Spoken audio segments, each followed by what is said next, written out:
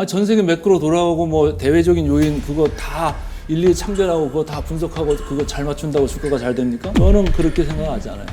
지수 서 있어도 주식 올라가는 주식들 세고 셌어요. 8월 우리나라 좀 장이 안 좋고 조정이 올 거다라는 거에 대해서는 혹시 어떻게 생각하세요? 저는 뭐 당연히 좀 쉬고 싶은 때예요. 상법 개정안 두 번째 게 이제 좀 구체화되고 다시 또 불붙을 수가 있겠다 이런 생각을 하는 거죠. 그 역사적인 밸류에이션을 말씀드리면 15년 평균은 그냥 평균에 와 있어요. 비싸지 않아요. 최근에 빨리 올라왔다 뿐이지. 지수만 볼 필요가 없어요. 밸류에이션을 봐요. PBR 1.0배에 불과하다. 싸게 사고 싶은 사람 입장에서는 아이고 감사합니다죠.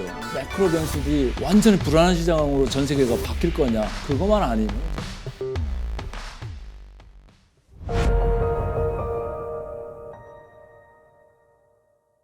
먼저 좀 여쭤보고 싶은 질문은 사실은 지금 화요일에 찾아주신 장이 상반기만 해도 또 대통령 취임 직후만 해도 좋았던 장이 참 좋지가 않고 장 빠지는 날 오기가 싫어요. 네, 근데 또 공교롭게도 오늘 오셔서 네. 최근에 장 어떻게 보시는지 총평부터 한번 저는 뭐 여쭤볼게요. 기본적으로 일찌감치부터 우리 시장 된다고 작년 말부터 이제 외쳤던 사람이고 상반기에도 상당히 강하게 외쳤었고 네. 최근에 제가 이제 낸 뭐 K 증시 혁명 이 책에서도 상당히 강하게 얘기를 했는데 뭐 금년에 좀 많이 달렸잖아요. 그래서 3,200을 넘어갔다 온 우리 장인데 너무 숨가쁘게 달렸으니까 좀 쉴 때도 됐다. 그러던 참에 이제 뭐 정부에서 엇박자를 내는 이런 이제 사태가 저는 사태로 좀 부르고 싶은데 네. 이렇게 하니까 한국 믿을 수 있겠냐 이런 생각들이 이제 다 깔리는 거잖아요. 그러니까 외국인들도 뭐 일부 해외 IB들에서 180도 바뀌는 그런 이제 콜들을 지금 내고 있고 하니까 조금만 뭐 있어도 도망가려고 하는 이런 사람들이 생기는 와중에 오늘 같은 경우 보면 조방원들 중심으로 그냥 갔다가 그냥 막 패잖아요. 네. 그래서 지금 도망가고 싶은 차에 뭔가 이유가 좀 생기니까 그래서 조금 수급이 꼬이는 거 아니냐 이런 느낌이 좀 왔는데 저는 그래도 중장기적으로 크게 걱정은 안 해요. 근데 어쨌든 한번 조정을 받을 수 있는데 지난번에 한번 블랙 프라이데이 한번 맞았고 다시 반등했다가 다시 조금 맞는 그런 느낌 정도. 그래서 많이 밀려봐야 뭐 3,050에서 3,100 그 정도는 충분히 단단한 하방 지지선이 될 수 있고 네. 저는 뭐 이따가도 말씀드리겠습니다만은 중장기적으로는 조금 올라가는 리레이팅장이 계속 이어질 수 있다 이렇게 봅니다. 사실 미국이나 뭐 일본은 최근에 안 좋았다가 올라오는 거긴 하고 미국은 여전히 상반기로 보면은 거의 건설의 꼴찌니까 상대적으로 안 올라서 올랐다는 거는 받아들일 수는 있는데 그럼에도 불구하고 밸류에이션이나 이런 걸 보면 미국도 비싸고 일본도 한국보다는 비싸잖아요. 근데 이제 최근에는 한국을 많이 이기고 있으니까 그거에 대한 평가를 사람들이 이것도 결국 정부 정책이 잘못됐다 이렇게 얘기를 하긴 시작하는데 대표님은 어떤 관점에서 약간 지역적으로 다르게 정부 보세요? 정책이 빌미가 됐어요. 된 건 왜냐면 그냥 스트레이트로 갈 수도 있는데 여기서 한번 딱 이제 접고 가는 이런 느낌은 됐는데 막 들고 일어나잖아요. 가서 뭐 청원 누르고 저도 눌렀어요. 가서. 네. 그리고 저 일가 친척들한테 제가 보내가지고 이거 눌러라. 이거 네. 말이 안 되는 지금 상황이다 이렇게 했고 제가 이제 책을 K 증시 혁명이라는 단어를 썼어요. 네. 혁명. 혁명은 진짜 되게 혁명적이잖아요. 느낌이 되게 강하지 않습니까? 근데 이제 우리가 작년에 이제 서울의 봄 같은 영화를 보면 성공하면 혁명, 실패하면 반란 아닙니까? 네. 이렇게 나오잖아요. 혁명이 되려면 이런 증시 참여자들뿐만이 아니고 정책 관여자들, 뭐 대통령실 할 거 없이 네. 전체적으로 그런 생각들을 해야지 한 방향으로 쭉 갈 수 있는 건데 이번에 급 브레이크가 걸린 거예요. 네. 그래서 어쨌든 브레이크가 걸렸는데 오늘 보니까 뭐 국회에다가 뭐 보고 하는데 일단 기재부에서 빼고 얘기를 했더라고요. 대주주요건 네. 관련돼서 그 조항 얘기들을. 근데 어쨌든 지금 저는 숫자를 많이 보는 사람이기 때문에 ROE를 가지고 저는 많이 시장을 해석을 했고 그동안도 계속 이렇게 말씀을 드려왔는데 금년에 이제 우리가 이제 컨센서스로 보는 게 ROE가 코스피 기준으로 8.9% 정도 보는 거예요. 26년에 한 9.5, 내년에 한 9.8 정도 보는 거예요. 근데 이 8.9, 9.5, 9.8 이런 게 이 주는 의미가 있습니다. 이게 아주 중요한 게 그게 우리가 편안하게 산식으로 놓고 보면은 어느 순간에 지금 우리가 15년 평균치로 왔잖아요. 그 8.9 정도 되면 평균치가 justify 그러니까 정당화가 되는 코스피 수준이라는 거예요. 그래서 저는 아예 연초부터 우리 시장 2,900, 3,000 가 있어야 됨에도 불구하고 2,400 밑에서 헤매고 있습니다. 저는 리레이팅 될 겁니다라고 얘기했던 사람이고 최근에도 보면 우리나라 코스피에 대해서 애널리스트의 컨센서스가 내려가는 게 아니라 26년, 27년이 계속적으로 올라가고 있더라. 그걸 보면 우리 시장은 이전까지 2025년 이전에 코리아 디스카운트 시대에 수십 년간 있어 온 거를 이제는 접고 올라가야 되는데 한번 리레이팅이 세게 왔으니까 잠시 접었다가 좀 올라갈 텐데 상법 개정도 그렇고 뭐 배당분리과세도 그렇고 우리가 잘 해야지 시장 관계자들이 잘 해야지 이게 혁명적인 게 계속 유지되는 거고 최근같이 이렇게 엇박자를 내면 이렇게 얻어맞을 수가 있다 이렇게 저는 보고 싶습니다. 네. 우리 시장 이야기로 이제 열기는 했는데 잠시 해외 증시 이야기 좀 네. 갔다 오겠습니다. 네. 사실은 저희가 인포맥스 라이브 시작하면서도 이제 말씀을 드렸던 게 우리만 좀 소외되고 있다라고 표현을 했거든요. 네. 그러면 우리는 못 가고 다른 뭐 미국, 다른 아시아 증시는 잘 가는 이유는 무엇인가? 이것도 한번 짚어볼까 하는데요. 제가 차트 하나 보여드릴게요. 네네, 이게 한번 볼게요. 글로벌 시장 연초 대비해가지고 이제 수익률인데 우리 시장이 먼저 잘 갔다니까요. 32%, 코스닥은 18%밖에 안 되지만 네. 미국 시장 여기 헤매고 있었잖아요. 많이 올라왔습니다만 10%, 12% 이렇게 올라온 건데 사실은 우리 서학개미들도 가서 열심히 밤새워가지고 잠 안 주무시면서 이렇게 그쵸. 투자하는데 네. 근데 이건 이제 명목적으로 수익률이고 우리 환을 보면 저게 안 나와요. 10%에도 환으로만 한 7% 고점 대비해서 내려왔으니까 넷넷 하면 한 플러스 3% 뭐 이 정도밖에 안 되는 그런 수익률이다. 그러니까 이전까지 우리 시장이 먼저 달렸고 미국 시장은 작년에 먼저 달렸잖아요. 재작년도 달렸잖아요. 연 2년을 연속해서 20%가 넘는 성적을 거뒀어요. 그렇다가 지금 이제 그렇게 많이 올라왔으니까 여기는 기고 효과가 있어서 이제 천천히 따라오는 거고 우리는 작년에 전 세계에서 꼴찌했잖아요. 그러니까 금년에 연초부터 저는 된다고 생각했던 사람이고 금년에 이제 먼저 달려가지고 이거 보이는 바와 같이 네. 이렇게 높이 서 있잖아요.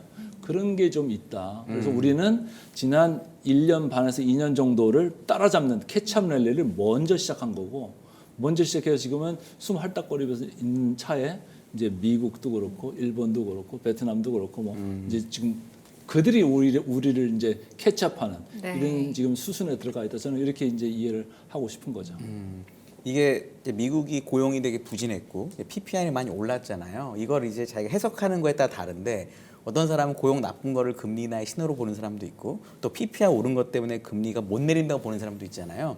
대표님은 이게 상반된다고 하면 상반되는 건데 어떻게 해석하시는 게 맞다고 보세요? 나는 뭐 그 해석도 다 일리가 있다고 봐요. 그래도 한쪽을 정해주시는 게 좋으니까. 이게 물잔이 있으면 뭐 반잔 있으면 그걸 보는 사람마다 다르게 네. 해석을 하잖아요. 근데 네. 저는 뭐 그거를 지금 여쭤보시는 이유가 그러면 금리 인하를 할 거냐 말 거냐 맞습니다. 그 얘기잖아요. 결국은. 네. 근데 저는 결론적으로 얘기하면 지금 컨센서스로 나오는 게 뭐 9월달에 25bp 정도인데 저도 그 정도는 충분히 할 수 있다.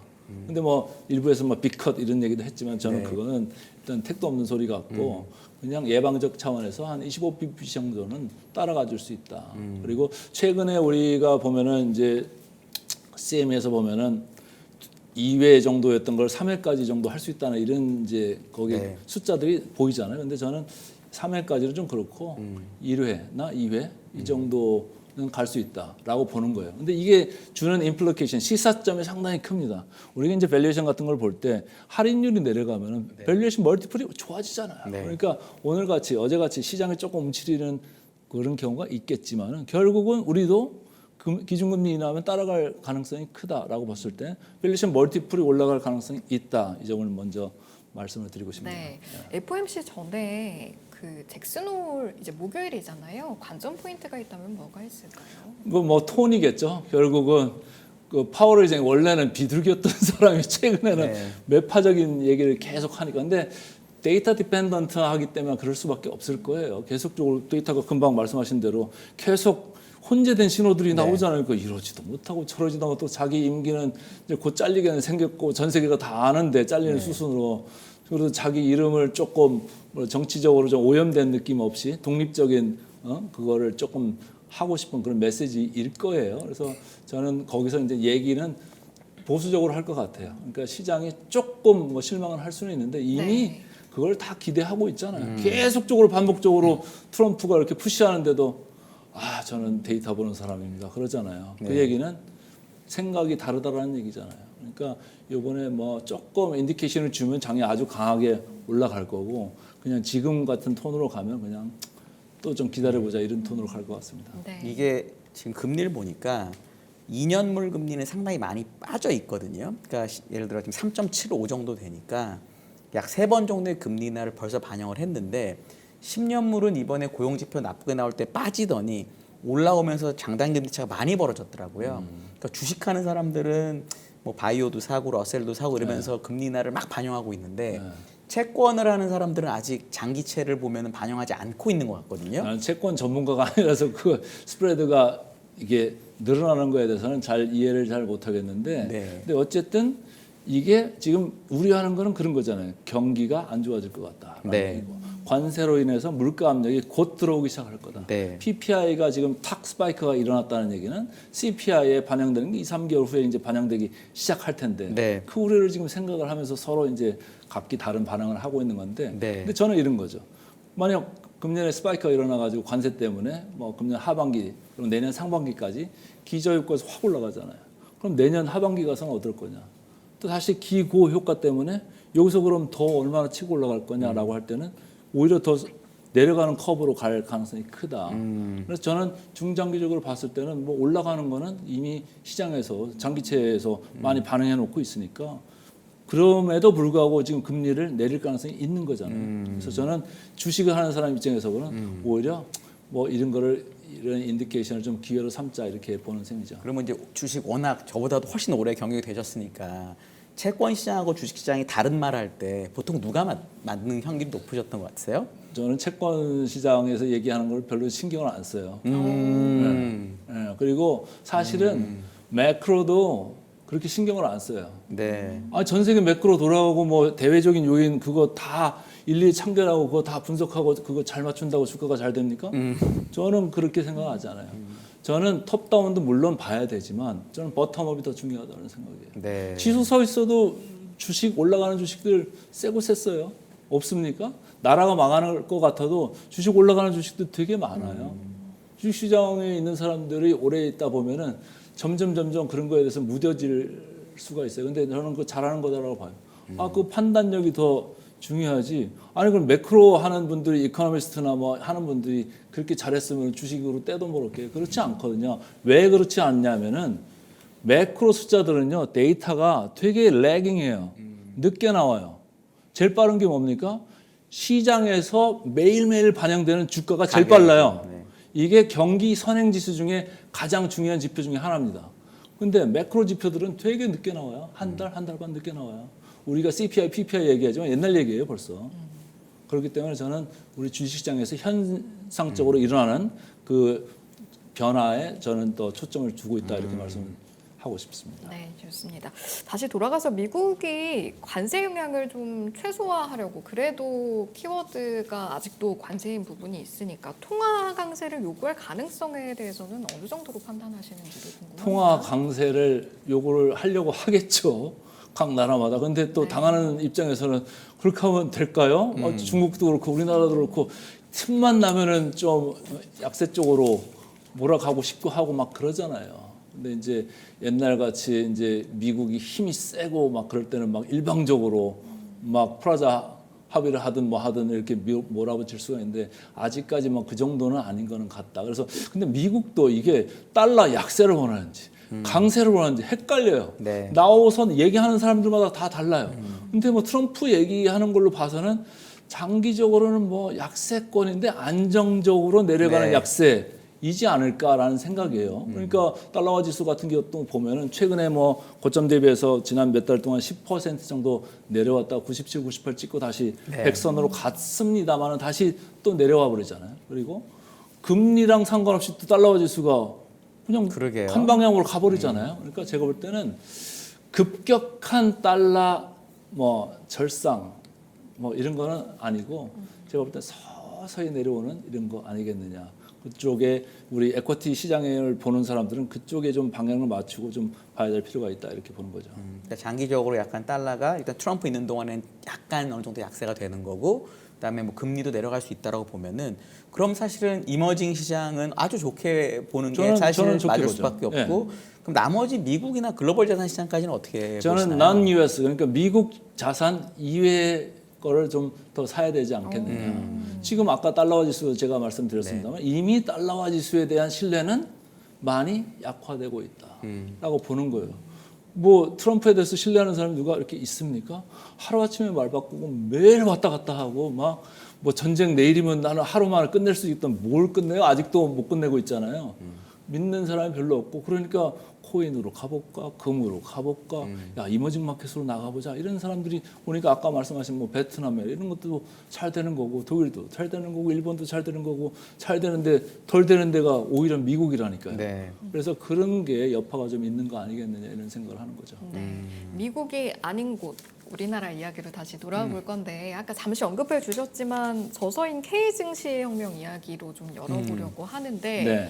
혁명이라는 표현이 사실 쉽게 나오는 표현은 아닙니다. 네. 왜 하필 또 K 증시 혁명이라고 이름 붙이셨는지부터 여쭤볼게요. 그러니까 성공을 하려면은 혁명적으로 뭔가 생각을 하고 그거에 맞게 실행을 해야 된다 이런 생각을 해요. 네. 그리고 혁명이라는 단어를 쓴 거에는 코리아 디스카운트, 코리아 프리미엄 이거를 완전히 전환되는 그 국면에 우리가 있다. 이런 생각을 제가 거기다 불어 넣은 거예요. 그래서 이전까지는 제가 89년도 12월에 증권계에 처음 들어와가지고 네. 92년도 한국시장 자본시장 개방하는 걸 제가 국제부에서 제가 담당을 했었고 쭉 봐왔는데 그럼 애널리스트 할 동안 해외에 가서 이렇게 로드쇼를 많이 하고 프레젠테이션 많이 하면 맨날 하는 얘기 니네 시장 왜 그래? 그 회사 왜 그래? 무슨 얘기냐면 코리아 디스카운트 얘기예요. 아니 잘 될 것 같아서 샀는데 뭔 짓 하는 거야? 이번에 또 기재부에서 또 그랬잖아요. 아직도 이러니까 코리아 디스카운트 하는 거거든요. 근데 그런 거를 이제는 마무리를 해야 될 국면에 와 있다.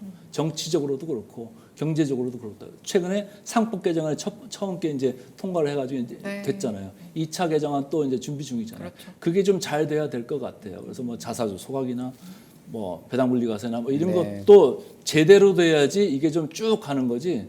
근데 이게 제대로 되게 하려면은 저 혼자 목소리하고 뭐 방송국에서 좀 도와주셔야 되죠. 방송국에서도 좀 도와주시고 정부에서도 정신 똑바로 차리고 공부를 좀 많이 하셔야 돼요. 정치인들도 좀 정신 차리셔야 돼요. 공부 안 하고 그냥 막 자기 생각 얘기하면 되겠습니까?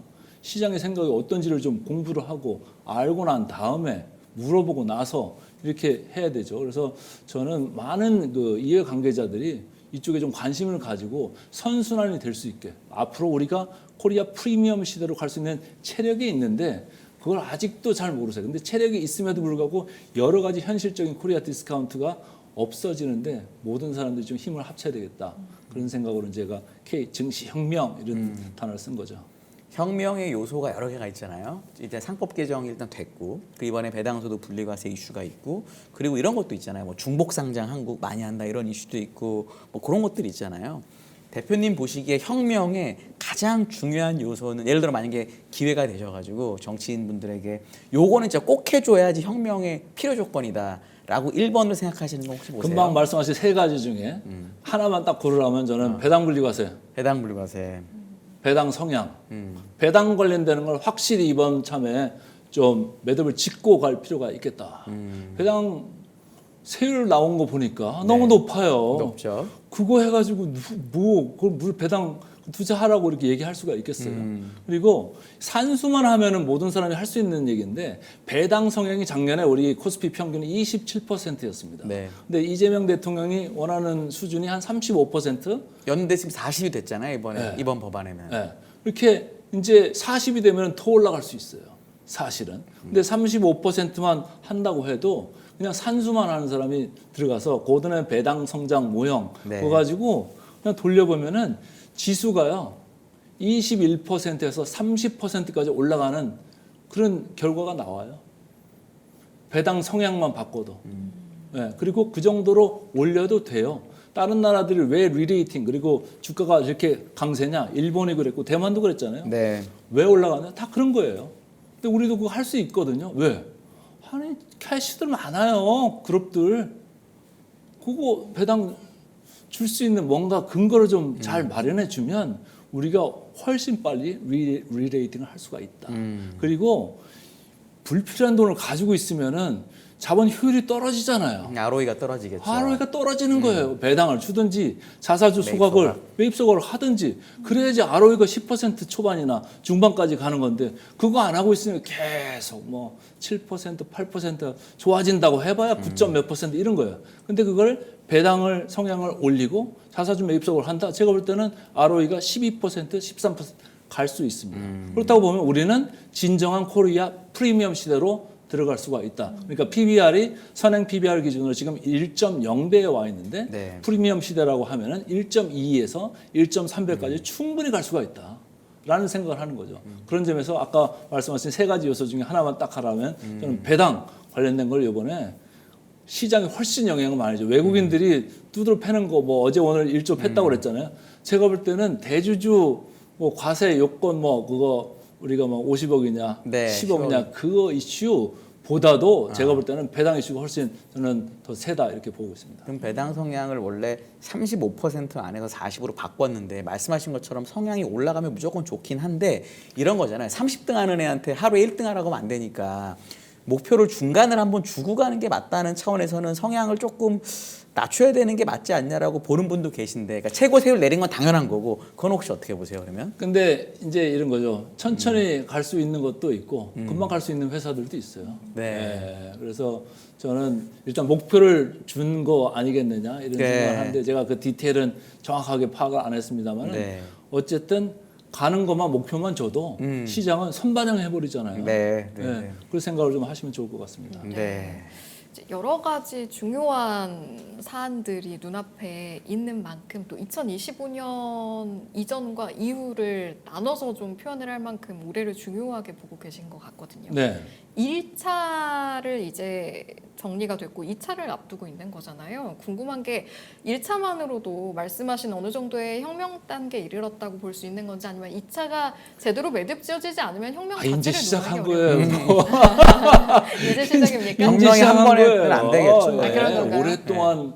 오랫동안 갈 거예요. 저는 이 상법 개정했다고 금방 세상이 바뀝니까? 안 바뀌어요. 마찰적 기간이 항시 있어요. 역사적으로 진보할 때는 항시 마찰적으로 서로 또 타협도 하고 현실적인 것도 또 봐야 되잖아요. 재벌들이 진짜 곤란한 건지 아닌지 그것도 상속세법하고 뭐 배당과세하고 그렇죠. 다 종합적으로 버무려 가지고 그게 나오려면 시간이 걸려요. 시간이 걸려요. 로비 안 하겠습니까? 로비 하겠죠. 그럼 정치권에서 듣고서 제대로 된 얘기지 아닌지 그 얘기했다가 투자자한테 욕 바가지로 먹는 거 아닌지 네. 그걸 다 이제 견뎌 보겠죠. 그러면서 이제 방향을 잡고 갈 텐데 생각보다 느리게 가면은 저는 실패할 가능성이 크다고 보는 거예요. 네. 정권 초기 하려면은 빨리빨리 해버리라. 일단 도로부터 깔아라. 그 다음부터 천천히 가자. 이런 거죠. 알겠습니다. 워낙 장기적으로는 시장을 좋게 보시긴 하는데 요즘에 이제 8, 9월 달에 빠진다는 분들이 너무 많잖아요. 그리고 사실 8월 우리나라 좀 장이 안 좋고 단기적인 거 여쭤보기도 그렇지만 8, 9월 시장이 조정이 올 거다라는 거에 대해서는 혹시 어떻게 생각하세요? 저는 뭐 초반부터 말씀드렸는데 당연히 숨 쉬고 싶은 때예요. 예, 그래서 우리가 피보나치로 봐도 네, 올랐다 몇 오른 퍼센트. 거에서 한 23% 정도는 밀릴 수 있어요. 그걸로 대충 계산해봐도 한 3,050 정도는 뭐 1차적으로 세게 내려갈 수는 있는데 네. 근데 저는 그 정도까지는 안 내려갈 거라고 보고 3,100 뭐 초중반 선에서는 오늘도 이제 온 거잖아요. 어쨌든 오늘은 3,150, 3,140이니까. 지난번에 네. 조금 더 내려가서 네. 43가 뭐 그 정도까지 왔다 갔잖아요. 그러니까 장중에 뭐 다 반영할 수 있는 그 정도 이제 폭이 아니겠느냐. 근데 옆으로 좀 나란히 할 이제 타이밍이 좀 있을 거다. 그리고 이제 상법 개정안 두 번째 게 이제 좀 구체화되고 또 연말 가면서 어떻게 될지 지금 아직 입장이 정해진 게 없잖아요. 네. 이제 그거를 확실하게 매조지를 하고 난 다음에 다시 또 불붙을 수가 있겠다 이런 생각을 하는 거죠. 그래서 저는 금리나 이게 이제 하나의 촉매제가 미국이요, 아니면 한국이요? 미국도 미국 먼저. 그렇고 네, 한국도 네, 그렇고 네. 미국은 지금 S&P 기준으로 선행 PER이 23배입니다. 네. 싸지 않아요. 이게 평균이 한 18에서 19배 왔다 갔다 했던 네. 미국인데 이미 플러스 2시그마 근처에 가 있잖아요. 우리는 안 그래요. 지금 제가 그 역사적인 밸류에이션을 말씀드리면 15년 평균에 그냥 평균에 와 있어요. 비싸지 않아요. 최근에 빨리 올라왔다 뿐이지. 그러니까 옛날 것만 생각하고 우리가 이렇게 비싸졌네 이런 생각을 할 필요가 없다. 지수만 볼 필요가 없대. 지수는 절대 지수인 거고요.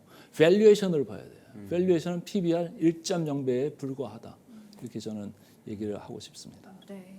그럼에도 불구하고 이제 시장의 분위기가 좋지 않으면 좀 경직되기도 하고 손이 안 나가기도 하는데 이제 말씀하신 지점들이 금리랑 또 2차 상법 개정안 정리되는 것들이 있었잖아요. 그게 좀 매듭 지어지고 확인 지어지기 전까지는 약간 관망하고 좀 지켜보는 그런 포지션에 계셔도 괜찮을까요? 그것도 이제 그런 거예요. 반잔 물을 넣어놓고 이걸 어떻게 볼 거냐의 문제인데 네. 싸게 사고 싶은 사람 입장에서는 아이고 감사합니다죠. 네. 그렇잖아요. 예, 그리고 배당 투자하고 싶은 사람 입장에서는 또 감사합니다가 될 수도 있는 거예요. 근데 이제 매크로 변수들이 우리나라 시장한테 완전히 안 좋게 바뀔 거냐, 네.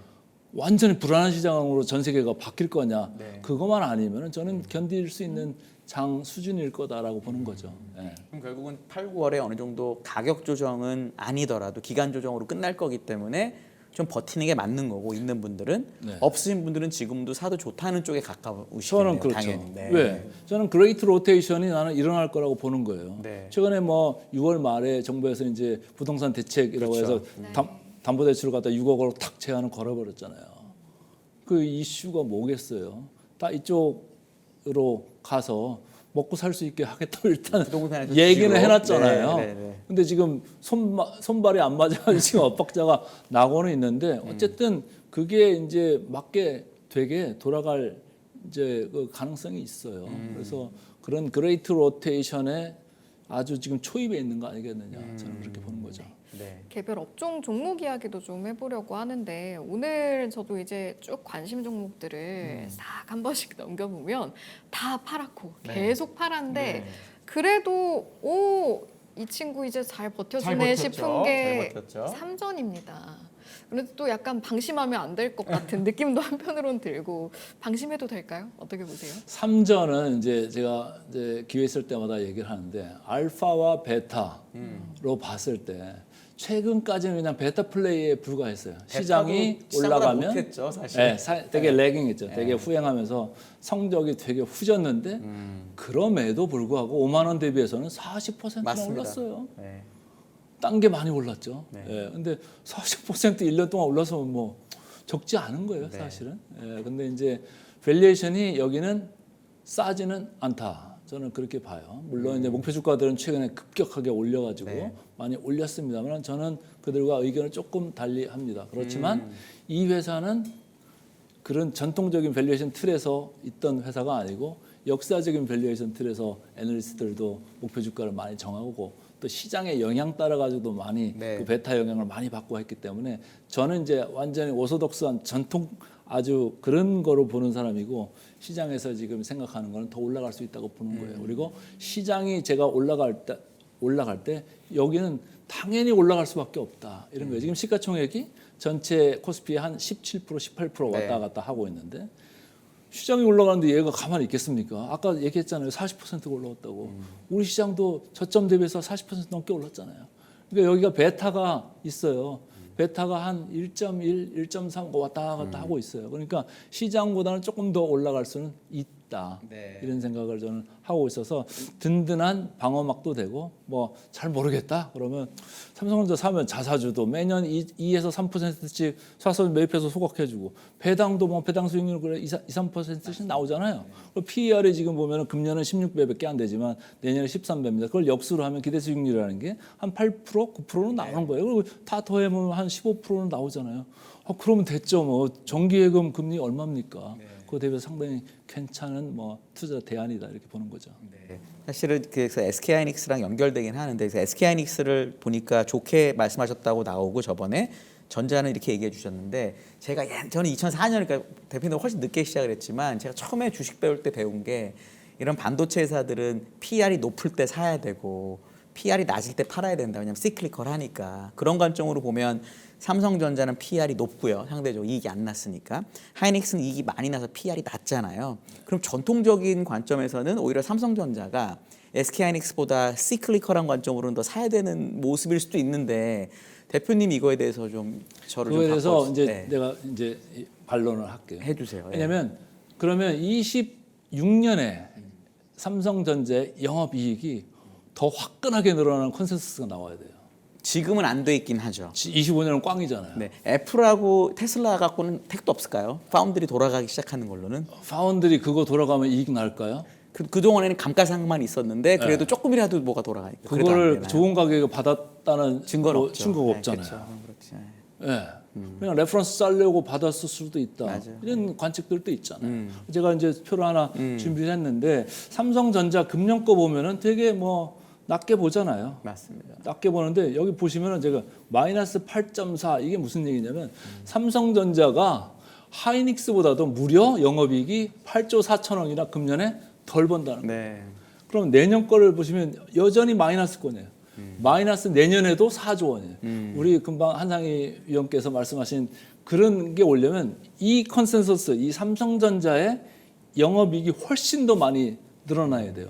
지금 현재 시장에서 보는 컨센서스는 27년에 가서야 삼성전자가 겨우 SK 하이닉스보다 4조 더 올라가는 그런 느낌으로밖에 지금 상정하고 있지 않아요.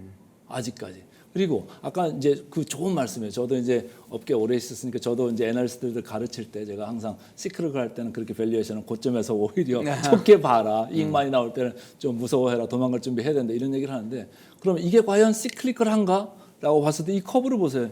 이게 시크릿해 보이세요? 그냥 늘어나는 이런 느낌으로 현재까지는 아직은 그렇죠. 시장에서 크게 변하지 않고 있고 그다음에 제가 가져왔나 모르겠습니다만은 최근에 이 목표 주가 보면은 이게 오른쪽이 하이닉스거든요. 계속 올라가고 있어요. 삼성전자가 HBM4를 하면은 하이닉스가 안 좋다며요.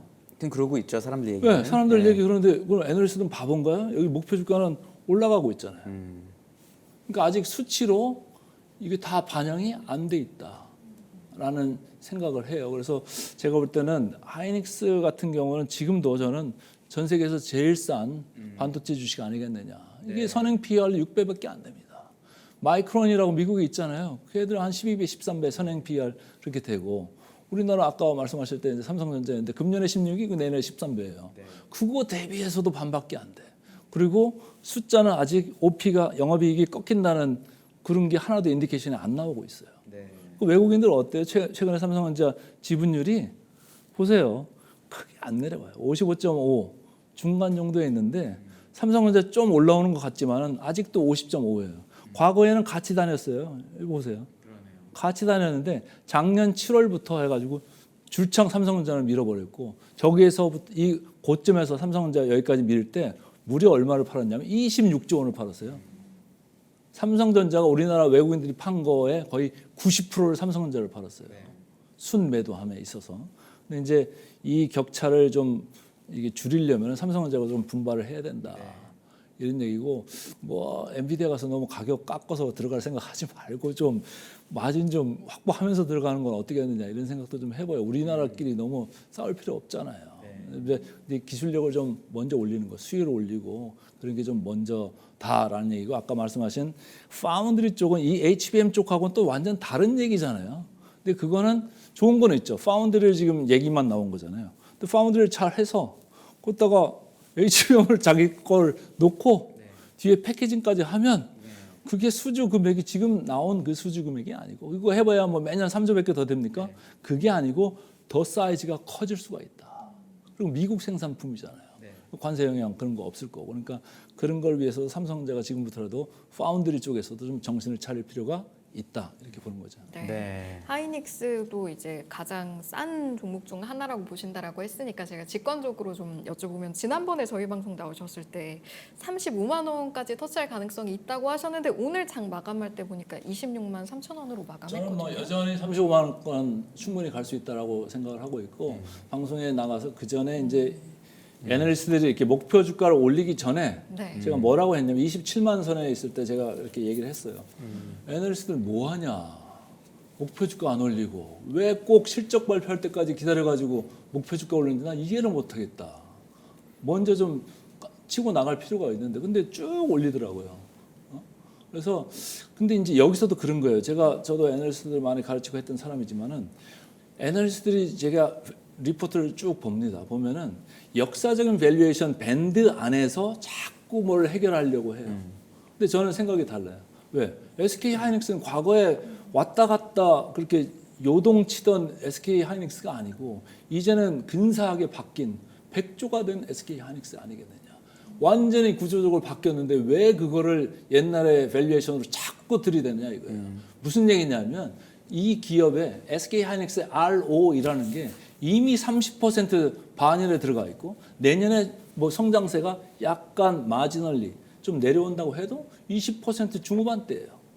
그러면 여기에다가 충분히 프리미엄을 줄 필요가 있겠다. PBR로 볼 때 말이죠. 그리고 PER은 아까 말씀드린 대로 6배밖에 안 된다니까요. 근데 왜 옛날 그 틀로만 자꾸 생각하느냐.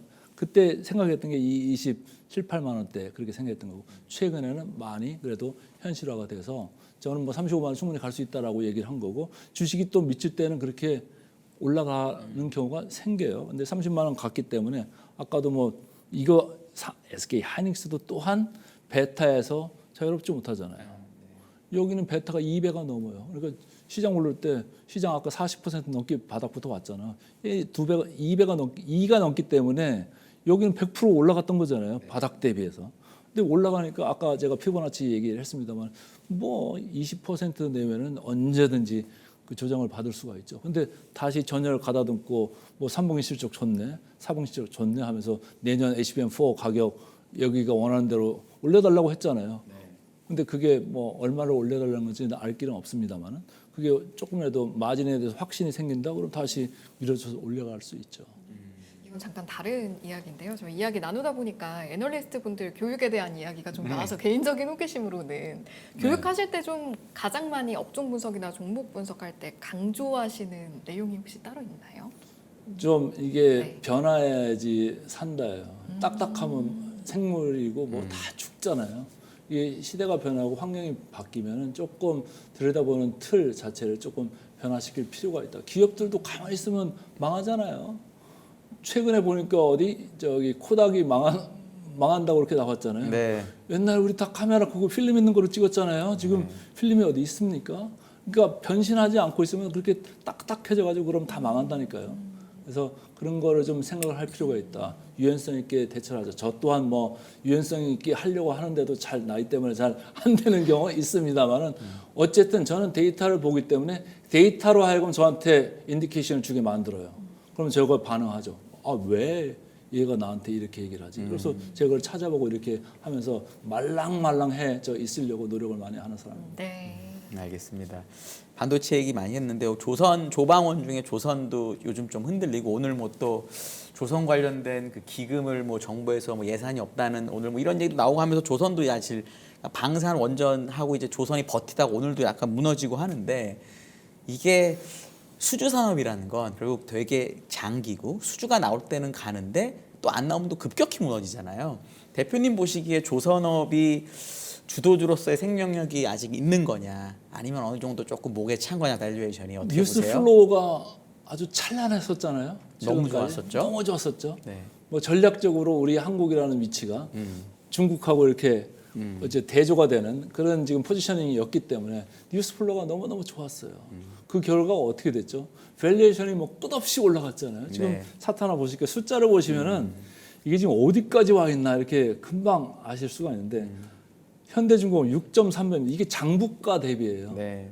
PER이 아니고요. PBR입니다. 하나오션도 5.6배. 5배에서 6배라는 거는 상당한 밸류에이션이다.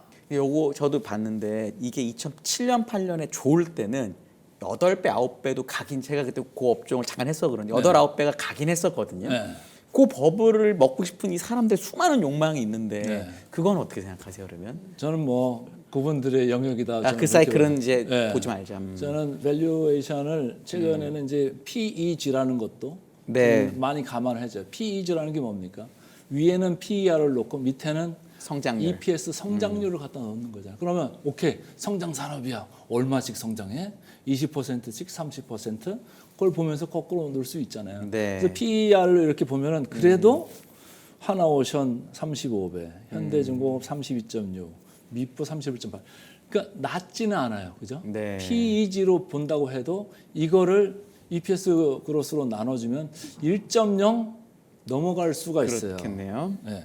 이렇게 넘어갈 수가 있다. 그 점을 생각해서 뉴스 플로우가 좋기 때문에 뭐 또 내려가면은 또 좋은 뉴스 나오고 하면 또 금방 또 반등하고 그런 게 올 거예요. 네. 그러나 여기는 그 시류를 많이 타는 그 종목군으로 이제 바뀌어 버렸다 이런 생각을 해요. 그러니까 여기 가치주라고 볼 수는 없잖아요. 네. 사실 되게 시대를 많이 타는 그런 쪽으로 많이 바뀌어 있다 이런 생각인 거고 방산 쪽도 최근에 이제 제가 딴 데 가서 아유 좀 여기도 많이 비싼 것 같습니다. 네. 그러니까 댓글들이 뭐 별로 안 좋더라고요. 근데 그럼에도 불구하고 이거 보세요. 아까 여기 하나오션 보실 때 중공업 보실 때 5배 6배라고 했는데 방산 보시면은 여기는 7배, 7,600 네. PBR이. 네. 네. 그리고 이쪽 보셔도 PER로 보셔도 34배, 35배. 그래서 싸지는 않은 국면은 확실하다. 그래서 이제 뉴스 플로가 좋아야 되는데 조선은 그래도 계속적으로 뉴스 플로가 좋을 가능성이 좀 있잖아요. 네. 미국하고 중국하고 대결 양상이 계속 이어질 거고 뭐 그런 게 있는데. 근데 이쪽은 방산 쪽은 지금 러시아 우크라이나 전쟁이 거의 뭐 그래도 조금 뭔가 수습이 될 것 같다 이런 생각들이 조금 있는 거잖아요. 그죠? 네. 그래서 이쪽을 많이 기대를 많이 했던 거가 조금 현실화되는 그런 국면이 좀 먼저 온 거 아니겠느냐 이런 생각을 저는 개인적으로 해보고 있습니다. 네. 주도주에 대한 방향성을 어떻게 잡고 갈 것이냐라는 부분에 있어서 사실은 뭐 앞서 이제 좀 변화에 잘 대응을 해야 하고 유연하게 좀 대응할 필요가 있다라고 말씀을 해주셨는데 저서에서도 보면 산업이 바뀌고 자산이 바뀐다 이렇게 말씀을 해주셨거든요. 이런 변화 속에서 주도주의 어떤 흐름에 있어서는 주도주는 또 항상 바뀔 수가 있는 거잖아요. 어떻게 해야 유연한 대응인지도 궁금합니다. 저는 최근에 제가 오늘 계속 얘기하는 것 중에 우리 시장이 리레이팅, 재평가를 받고 있다라고 했어요. 재평가를 받을 때 옛날 같으면 성장주가 막 달려가지고 재평가되는 경우가 많았어요. 네. 근데 이번에는 가치주와 성장주가 같이 올라갔어요. 동반 상승했다고요. 뭐 배당 많이 주는 거, 지주사, 뭐 저PBR 이런 것들 많이 올라갔잖아요. 또 한쪽에서는 조방원 그래서 아주 난리를 폈잖아요. 네. 근데 앞으로는 제가 볼 때는 만약 상법 개정 이제 2차까지 되고 제가 아까 뭐 목소리를 높였던 배당이나 네. 뭐 이런 거에 대해서 뭔가 확실히 좀 가닥을 제대로 잡으면 가치주 쪽도 많이 보셔야 된다는 거예요. 시가총액 상위에서 제가 쭉 이렇게 쉴 때 한번 보니까 아직도 PBR 1.0 밑에 대형주들이 막 수두룩 빽빽해요. 아직도 되게 많아요. 그래서 그거를 성장주 쪽으로 너무 막 100% 이렇게 비중 실지 마시고 이쪽 비중도 좀 보실 필요가 있고 성장주 쪽에서도 뭐 조방원 그런 정도는 이제 계속 좀 탄력적으로 대응할 필요가 있겠다 그런 생각을 합니다만은 또 다른 쪽으로 하나 제가 요새 배우고 싶은 노래가 있어요. 캐대헌 아, 골든 네. 골든 좋죠. 그거 근데 음이 너무 너무 높더라고요. 좋아요. 아무나 할 수 있는 노래가 아니더라고요. 저 들어보니까. 노래를 배우고 네. 싶은데 네. 무슨 얘기냐면은 K-컬처, K-콘텐츠에 대해서 상당히 이게 외국으로 금방 퍼질 수 있는 거잖아요. 조회수가 뭐 단위 수가 다르잖아요. 네네. 우리가 이걸 가지고 있잖아요. 그렇다면 이런 걸 조금 더 강화시킬 수 있지 않겠느냐. 정부 정책으로도 말이죠. 그러면 시장에서도 이게 반영이 계속적으로 될 수 있다. 삼양식품 라면 그거 올라가는 거 보세요. 저도 옛날에 F&B 뭐 애널리스트 했습니다만은 농심을 상당히 저도 옛날에 이렇게 푸시를 많이 했던 사람인데 야 삼양식품 날아가는 거 보시고 야 세상이 많이 바뀌었다 이렇게 생각을 하고요. 최근에 또 뭐 다른 것들도 캐대원 관련해 가지고 또 네. 많이 올라오고 그랬잖아요. 그래서 그런 쪽이 우리를 또 장기적으로 먹이 살릴 수 있는 쪽 아니겠느냐 이렇게 좀 생각을 합니다. 그리고 그쪽이 좀 말랑말랑해요. 그리고 저는 사실은 최근에 나오는 젊은 그 뮤지션도 잘 모르는 사람이 태반이에요. 근데 어쨌든 그쪽에 우리의 강점이 확실히 있다라는 생각이에요. 그러니까 뭐 아까 제가 뭐 SK 하이닉스도 그렇고 삼성전자도 그렇고 그리고 HBM 시장에서 우리가 차지하는 아주 시장에서의 중요도, 뭐 비중 이런 것도 이제 말씀을 드렸는데 K 콘텐츠도 그 중에 하나를 포함시킬 수 있다 이런 생각을 하는 거죠. 네, 알겠습니다. 그럼 이제 뭐 조방원이 기존의 주도주였고 반도체는 뭐 당연한 주도주인데 다음 업종으로 갖고 오신 게 이제 바이오라고 써 있긴 하는데 저는 대표님 바이오를 써온 적이 없는데요. 아 그런가요? 가져오지 않았어요. 아, 질문지엔 있어서 제가 이거 준비한 그러면은 주제 중에, 그러면 네. 바이오는 그렇다 치고 제가 대표님 말씀을 좀 들어보면은 요즘에 우리나라의 전통적인 주도주 중에서 가장 수익률이 안 좋은 것 중 하나가 자동차 업종이거든요. 네.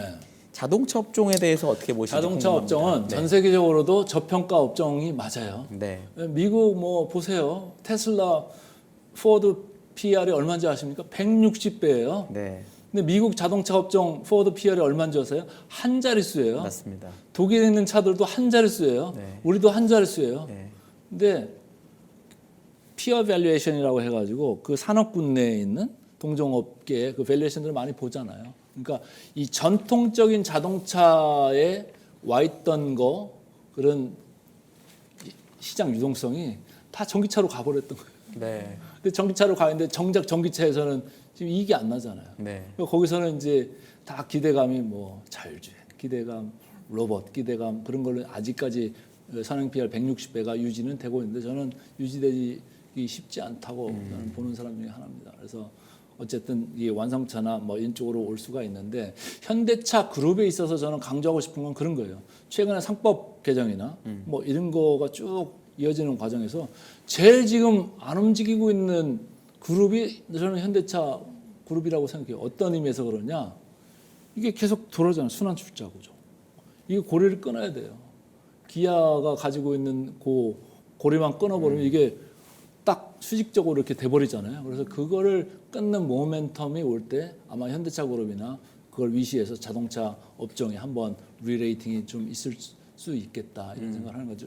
그리고 최근에 관세 이런 얘기는 별로 안 좋은 얘기잖아요. 네. 예, 그래서 그런 것도 이제 네거티브한데 어쨌든 그런 고리를 끊는 지배구조 개선 액션이 좀 있으면 현대차 그룹 쪽은 좀 좋아질 수 있다 이렇게 보는 거죠. 그러니까 관세 때문에 가장 피해를 보는 업종 중에 하나가 자동차라고 알고 왜냐하면 경쟁이 너무 치열하고 미국의 수입품 목록을 보면 단일 품목으로 제일 큰 게 사실 자동차더라고요. 그러니까 관세를 만나도 걱정을 하는데 그래서 주식이 안 된 거잖아요. 그럼 오히려 그래서 주식이 안 된 거는 또 있지만은 네. 그 전부터도 안 됐어요. 계속. 그러면 이건 어떠세요? 왜냐하면 전 세계에서 자동차 산업 비중이 거의 가장 큰 나라가 한국이더라고요. 뭐 네. 독일, 일본도 있긴 하지만 미국은 말씀하신 대로 자동차 업종 PR이 싸긴 하지만 업종에서 너무 조그마니까 S&P에서 네. 사실 거의 버려져 신경도 있다, 안 쓰는. 버려져 있는 업종인데 네. 한국은 그렇지 않으니까 오히려 뭔가 이벤트가 있으면 외국인들 입장에서도 한국 자동차를 사거나 이럴 수 있는 가능성도 있다고 생각이 약간 들어서 네. 그건 어떻게 보세요? 그러니까 그게 그거 뭔가 단초를 그걸 결국 그럼 지배구조에서 찾아야 된다. 네, 마련을 해줄 네. 필요가 있겠다. 네. 지금 보면은 다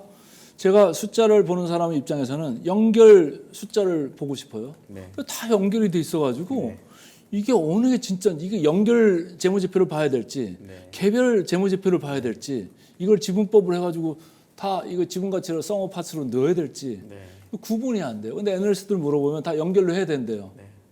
그럼 다 여기도 이게 중복으로 다 밸류에이션이 다 연결되어 있는데 근데 저는 그거에 대해서 야 이걸 좀 지금 할인하고 있나 이런 생각도 하는 거죠. 알겠습니다. 저희가 이제 여러 가지 업종 이야기 포함해서 국내 증시 이야기 계속해서 해봤는데 사실은 저희가 중간중간 언급이 많이 나왔던 게 상법 개정에 대한 네. 부분이었습니다. 이제 상법 개정이나 배당 이런 것들이 좀 정리가 된다면 K증시 5천을 또 어느새부턴가 이제 대선 지난 이후로 저희들이 많이 언급하게 됐는데 실질적으로 이게 가능할지 그리고 그 말씀하신 부분들이 정리가 된다라고 해도 그 밖에 좀 전제 조건이 돼야 할 것들이 있다면 거기까지 한번 여쭤보겠습니다. 제가 이런 걸 이제 예를 들어서 얘기하고 싶어요. 이제 높이뛰기를 하는데 우리가 그냥 높이뛰기 얼마나 뛰죠? 한 2m 뛰나요? 선수들 2m 10, 2m 20. 2m 40 높이 몇이야. 뛰는 그러면 전 세계 세계 챔피언이죠, 신기록입니다. 챔피언. 네. 근데 그거 말고 우리에게는 장대가 필요하다 이런 생각을 해요. 그래야지 훌쩍 넘어서 4천 가고 5천 가고 하는 여러 개의 장대가 필요하다. 우리는 장대 높이뛰기를 지금 생각을 하면서 그런 걸 해야 되는데 그 중에 하나가 이제 상법 개정, 뭐 배당 분리과세, 뭐 이런 것도 다 배당 성향 또 올리고 하는 것도 다 들어가는 거고 그 중에 또 하나가 자사주 매입 소각 이런 것도 들어가는 거예요. 네. 결국은 하나로 줄이면 뭐냐면 ROE를 높이는 쪽으로 가야 된다는 거예요. 네. 아까는 또 뭐 얘기했죠? 불효불급한 뭐 투자하지 말고 그 배당을 하든지 아니면 그 ROIC가 높은 쪽으로 사업으로 투자를 하라 이거예요. 네. 왜 돈을 들고 있냐 이거예요. 그 사람들 입장에서는 과거에는 대주주가 자기 마음대로 하니까 커스트 오브 에쿼티가 없어요. 근데 지금은 대주주하고 소액주주 같아졌잖아요. 에쿼티에도 코스트가 있다니까요. 대충 보면 한 9에서 10%이 정도는 있다고 봐야 되는 거예요. 그러면 투자를 함에 있어서 9에서 10% 이상 나오는 신규 사업에 투자를 할 생각을 해야 되잖아요. 또 옛날에는 코스트 오브 에쿼티가 없다고 생각하니까 그냥 아무나 투자하는 거예요. 자기 네. 좋은 대로. 근데 그쪽으로 간다고 하면은 ROE라는 게 올라갈 거다. 10% 지금 이제 겨우 가려고 보고 있는 컨센서스가 앞으로는 12%, 13% 올라갈 수 있다. 그러고 보면 우리는 PBR로 1.3배 충분히 갈 수 있다. 이렇게 보는 거죠. 5천이 이제 어쨌든 약간 상징적인 숫자가 됐는데 5천이라고 하면은 결국 지금보다 약 60% 정도 올라가야 되는 거고, 그럼 60%가 올라간다는 얘기는 뭐 ROE가 1.3이 되면 13%가 되면 거기서 30%가 또 오르고, 근데 이제 ROE가 올라간다는 얘기는 만약에 자사주 소각이나 배당을 많이 하면 자본이 올라가는 속도는 또 줄잖아요. 그럼 결국은 이익도 그만큼 나야 자본도 똑같이 올라갈 텐데 그러면 ROE 30%에 자본 30%가 늘어야 가능한 건데 그게 어느 정도 시간에 될 수 그러니까 있을지에 이제 대한 고민도 있거든요. 아까 자본이 늘어야 된다는 얘기는 이걸로 대변할게요. ROIC를 높은 쪽으로 네. 가야 된다고 그랬잖아요. 네. 그러니까 여기서 ROE를 충분히 커버할 수 있는 그런 액션을 매니지먼트에서 해야 되고 이제 5천을 뭐 내일 당장 할 거냐, 그건 아니죠. 2년 후냐, 네. 3년 후냐 봤을 때는 제가 언급 안 한 모멘 이제 또 하나가 캐탈리스트가 될 수 있는 게 있죠. 이벤트가 2028년 6월을 지금 목표로 해가지고 MSCI 선진국 지수에 들어가게 해야 돼요. 그럼 그거 발표를 언제 하죠? 2027년 6월에 합니다. 그죠? 1년 전에 먼저 한다고요. 아직 우리 시간이 좀 남아 있잖아요. 네. 남아 있으니까 준비를 해가지고 들어갈 수 있게 하면은 어떻게 되죠? 선진국 지수 들어가 아마 외국인들 플로우가 훨씬 많아질 거예요. 그렇게 보면은 뭐 5천까지는 몰라도 4천은 충분히 넘어갈 수 있다는 생각이고, 우리가 아주 쉽게 얘기하면 ROE 10%라는 게 뭐냐면 종합지가지수 코스피를 얘기할 때 매년 300포인트에서 350포인트씩은 매년 올라가는 게 정상적인 거예요. 네. 미국 보세요. 계속 올라가잖아요. 10% ROE만 나와도 매년 코스피가 300포인트는 어쨌든 뭐 이게 있겠습니다만 올라가는 게 아주 지극히 정상이에요. 그럼 지금 3,200이잖아요. 3,500 가는 게 정상인 거고 3,800 가면 정상이에요. 그냥 2년 정도 가면은 3,800, 뭐 조금 더 가면 4,000까지는 충분히 가 있을 우리 기초 체력이 있다라는 거고, 거기에서 배당 성향이나 자산 매입 소각이나 이런 게 좀 거들어주면 4,000 이상으로 충분히 벌떡 일어날 수 있는 그런 게 나온다니까요. 그리고 그쯤 되면 2년쯤 되면 뭐가 아까 있다고 그랬죠. 제가 말씀드렸잖아요. MSCI 선진국 지수 관련되는 이벤트가 있으면서 4,000을 넘어설 겁니다. 저는 그렇게 봐요. 네, 알겠습니다. 알겠습니다. 자, 우리 시청자분들 저 이제 주식 이야기 쭉 해봤는데 사실은 개인 투자자분들이 요즘엔 주식도 하시지만 또 다른 것들도 뭐 금도 보시고 또는 비트코인이나 또 다른 네. 것들도 있어서 주식 이외에 다른 자산들 어떻게 보시는지도 간단히 좀 여쭤보겠습니다. 저는 뭐 다 뭐 분산 투자하는 게 좋잖아요. 제가 마지막으로 또 이거 이어투데이트 글로벌 수익률을 차트를 하나 또 다시 보여드리는 게 좋을 것 같은데, 금도 연초 대비해서 27%, 미국이 달러화에 대해서 신뢰도가 의심받으면서 네. 도망 오잖아요. 뭐 비트코인 쪽도 마찬가지잖아요. 27%. 그래서 제가 이번에 쓴 K 증시 혁명 이 책 외에 또 후속책을 지금 쓰고 있는데 이런 쪽으로 좀 강조를 많이 하는 얘기를 좀 쓰고 있어요. 그래서 금도 뭐 어느 일정 정도 좋고, 이거 뭐 해지도 되고 또 뭐 여러 가지 구실을 할 수가 있잖아요. 그래서 수익률이 안 나는 자산이 아니다. 생각보다 상당히 낮다. 이게 예전에는 연평균으로 한 10년, 20년 쭉 보면은 그렇게 수익률이 나는 맞습니다. 자산이 아니었어요. 네. 최근 들어가지고 이래요. 최근 들어가지고 아주 특이한 현상이 일어나고 있어요. 그래서 금도 괜찮고, 근데 비트코인은 저는 개인적으로는 신뢰도는 좀 낮아요. 근데 네. 어쨌든 여기는 뭐 한 가지만 얘기하라면 희소성의 원칙이 적용받는 그런 거기 때문에 채굴이 뭐 막 무한정 늘어날 수 있는 데가 아니니까 네. 도망갈 수 있는 곳 중에 하나가 아니겠느냐 이런 생각인 거고, 그 더불어서 또 다시 강조를 하자면 우리 시장도 괜찮다 이렇게 보는 거죠.